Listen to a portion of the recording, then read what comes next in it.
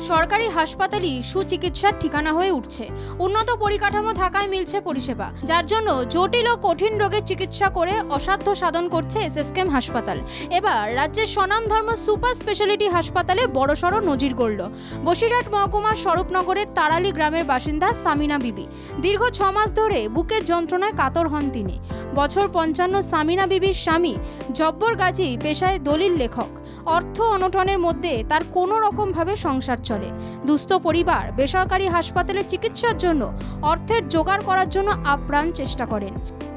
রোগীর শরীরে একাধিক অংশে জল জমে বলে চিকিৎসকরা জানান, যার জন্য কালঘাম ছুটে যায়।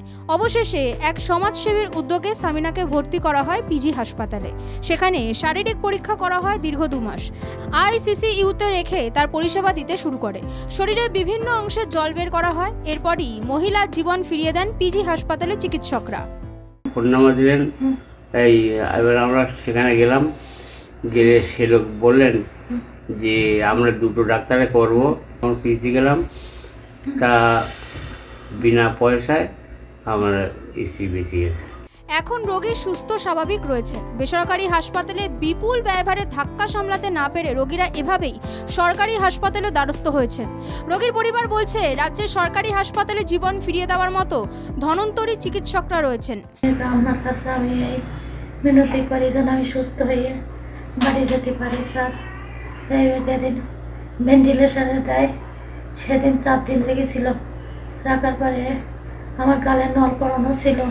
জীবন ফিরিয়ে দিয়েছে, আমার নতুন জীবন। আমি এতে লক্ষ লক্ষ শান্তি পেয়েছি, খুব শান্তি পেয়েছি স্যারের উপরে।